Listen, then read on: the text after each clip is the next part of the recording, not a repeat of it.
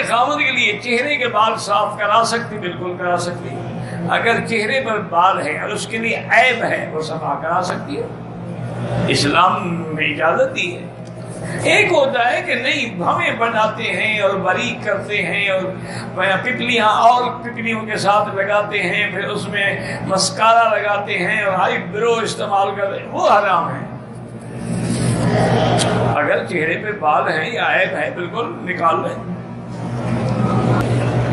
میرے شوہر کی پہلی بیوی ہے، اب میرا نکاح اس کے ساتھ دوسری بیوی کی حیثیت سے ہوا ہے، رخصت ہی نہیں ہوئی، 6 ماہ ہو گئے نکاح کو. میرا شوہر چھوٹی چھوٹی باتوں پر طلاق دینے پر ڈراتا رہتا ہے، آئے دن کہتا ہے طلاق دے دوں گا، کہتا ہے دبئی جا رہا ہوں. ایسے بندے سے بہتر ہے رخصتی نہ ہو اور طلاق لے لو.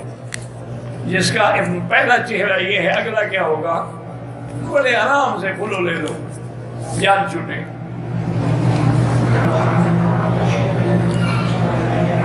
اگر کسی آدمی نے اپنی بیوی کو غلط راستے سے استعمال کیا، نکاح تو نہیں ٹوٹتا لیکن اللہ کی لعنت برستی ہے.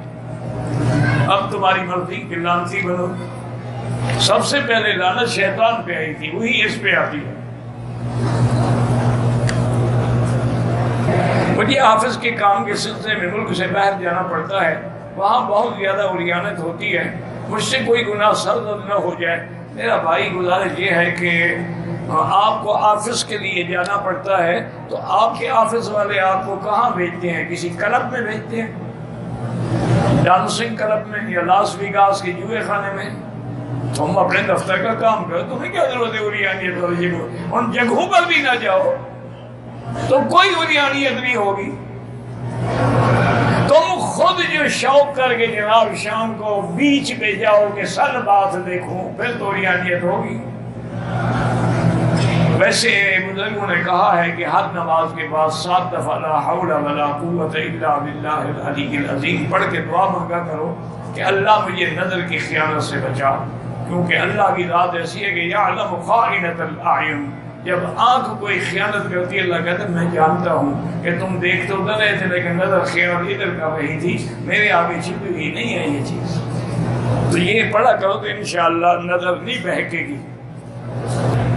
ایک لڑکے کا نکاح مکہ مکرمہ میں ہے، اس نے کویت سے آنا ہے، پہلے عمرہ کرے گا، عمرے کے بعد اپنے سر کے سارے بال اتروا لینا چاہتا ہے، چند بال کٹوانا چاہتا ہے، باقی بال نکاح کے بعد کٹوانا چاہتے. کیوں؟ نکاح اس کے بالوں سے ہوگا یا اس بندے سے ہوگا؟ نہیں، نکاح صرف بال ہوں تو کریں گے، بال وغیرہ اتر جائیں تو نکاح ختم. اللہ کے بندے کیا بےہودگی والی بات ہے. بہرحال اس طرح پھراؤ، اس میں زیادہ ثواب ہے، بال اور اچھے نکلیں گے. اگر اس طرح نہ بھی پھروانا چاہو تو جتنے بال ہیں ان کا چوتھا حصہ سارا کٹ جائے، 3 حصے کھڑے رہیں بیوی کو دکھانے کے لیے، کیونکہ عمرے میں تو نہیں آ رہا نا، بیوی کو دکھانا ہے نا. بال عمرہ کر لیا تو گنجا ہو گیا نا. میرے دوست کی 4 سال پہلے شادی کی اولاد نہیں ہوئی، گھر والوں کے پریشر سے طلاق ایک دفعہ بول دیا، پھر 3-4 مہینے بعد غصے میں کہا نکل جاؤ، نہیں رکھتا. طلاق کا لفظ یاد ہے یا نہیں ہے؟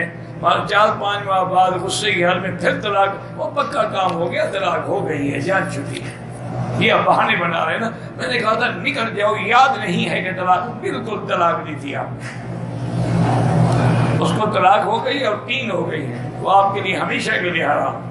کسی دوسرے سے شادی کرے، وہ بھی کرایہ والا نہ ہو، اپنے منشے سے شادی کرے، وہ اپنے منشے سے طلاق دے. یہ لوگ کہتے ہیں نا جی کہ اچھا بھائی کو کہا یار ایک رات کے لیے تم شادی کر لو اور صبح طلاق دیتے ہیں، بس میرے لیے بیوی حلال ہو جائے گی. یہ اس پہ حضور نے لعنت بھیجی ہے کہ لعن اللہ المحلل والمحلل لہ. حلال کرنے والا اور کرانے والا دونوں پہ اللہ کی لعنت ہے.